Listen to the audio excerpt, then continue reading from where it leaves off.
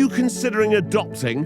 Why? Because this movie may just put you off. Starring no one of any note, but featuring the dad from Not Another Teen Movie and the ugly kid from Jurassic Park from 1992, this is Mikey.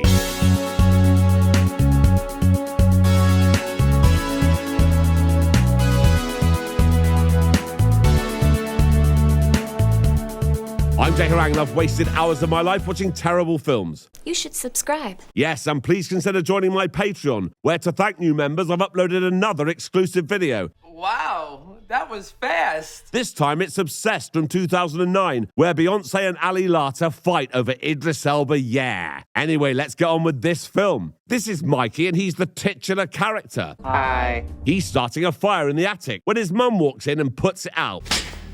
I could be wrong, but I'm guessing Mikey's adopted. You're not my real mother! Then he goes downstairs, blames his sister for ruining fire time, and grabs her doll. You're not my real brother! Right, that's it, the doll's going in the pool.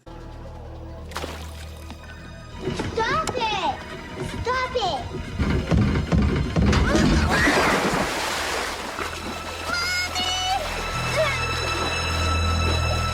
So she's dead. Now let's go see the mum upstairs. Michael, what have I told you about knocking? Put that down. That's not funny. I know that. Mikey, no!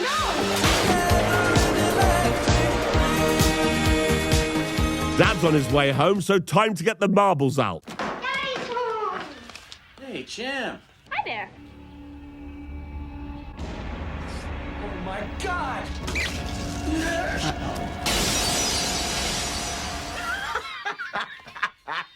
Just in case that hasn't worked, Mikey finishes him off with a baseball bat. And he's recorded the whole thing. When the police arrive, Mikey hides in this closet and makes it look like that he's somehow survived this random attack on his family. Smart. Did you see anybody you didn't know hanging around? Big and brown. That should do it, you little racist. After a quick evaluation by the world's ugliest child psychologist, it's decided that Mikey needs to be put back up for adoption. If you're still watching, do me a favor and press the like button. It should be down there. Or maybe it's there. Let me know. Apparently I need help getting the finger in the right place.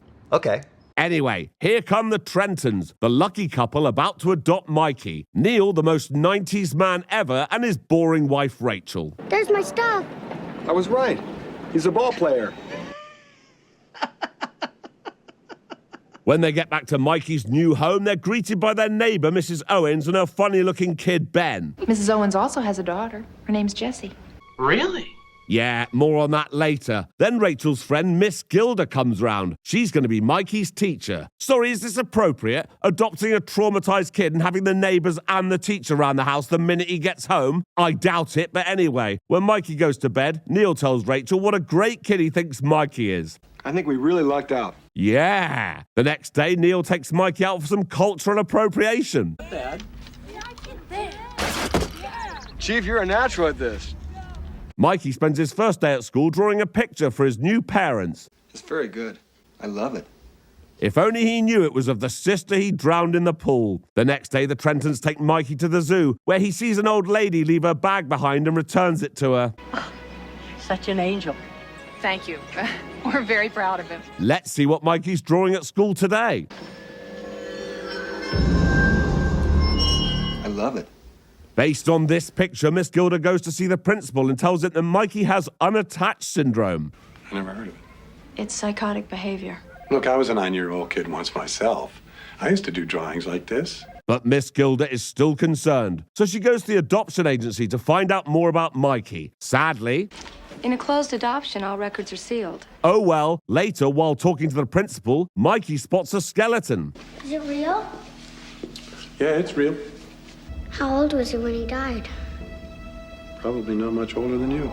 Remember that? It could be important later. Oh, look, Ben's sister Jessie is home. Ben and Mikey pretend Mikey is dead to get Jessie to give him mouth-to-mouth resuscitation. But he didn't have a pulse. You take a ball and put it under your arm? Feels like you're dead. Who are you? I'm Mikey Trenton. Trentons don't have a kid. Mikey's adopted.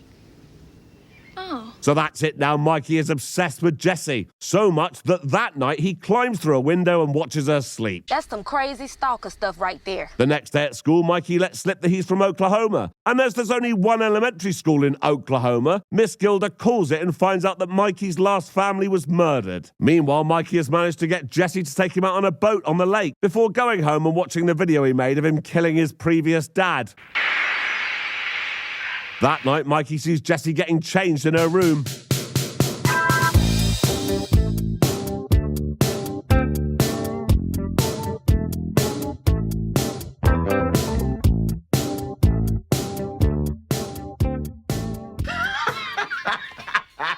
That's Jessie's boyfriend, David, and Mikey's not having this.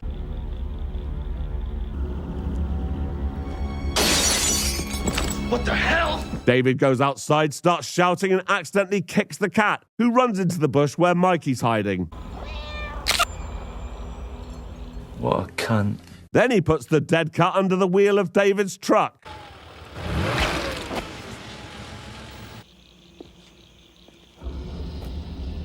He calls Jessie down. He's like, sorry, I think I've run over your cat. And she's like, okay, David, you need to leave. The next day at school, Mikey's stabbing his arm with a thumbtack. And Miss Gilda's like, okay, this kid's not right. So she calls Diehl and Rachel in. Most kids don't mutilate their own arms with thumbtacks. Self-mutilation is an expression of a child crying out for help.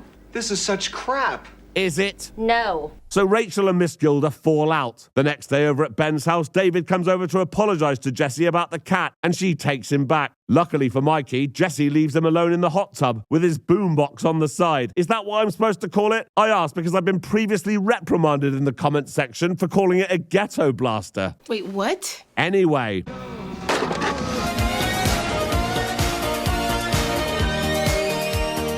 So he's dead. Meanwhile, Miss Gilda calls the policeman with the mullet from earlier, who agrees to fax her over the reports on the murder of Mikey's last family. But when she gets to work, she finds out that Ben won't be coming in today. His sister's boyfriend is dead. He was electrocuted in the jacuzzi. Jessie, clearly upset, wants to talk about this to Mikey, a child. Maybe it wasn't an accident.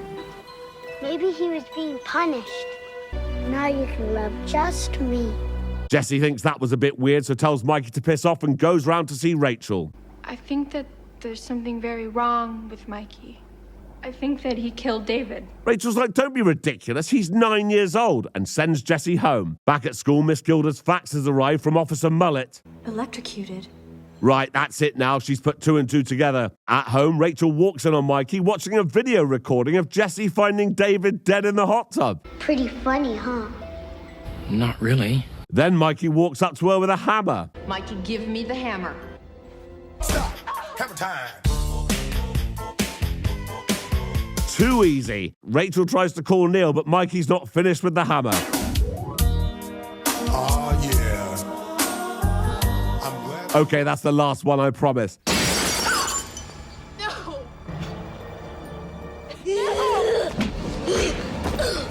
Good work. Hang on.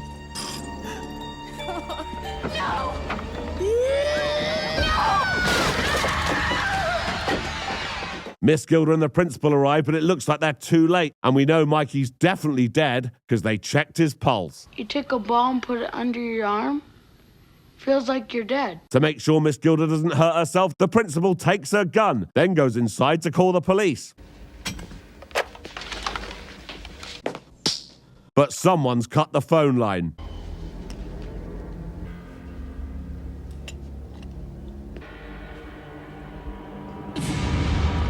Oh dear. Oh, okay, there he is, with a bow and arrow.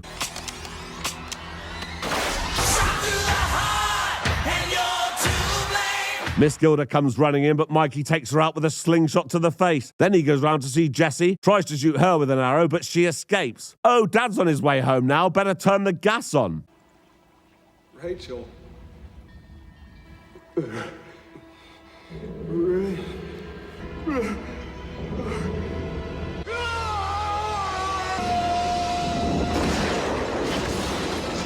So that's it. Another family is dead. What about Mikey? Jessie's told by the fire department that they found the skeletal remains of a 10-year-old child, but we know where those came from. Yep. At an unspecified time later, we meet this couple who are just about to adopt a child. Josh, you can come in now. Are you gonna be my new mommy and daddy? For about 2 weeks if they're lucky. And that's the end of the film, so until next time. Thank you for watching this video. Please like and subscribe, and please consider joining my Patreon. There's a link in the description. Thank you.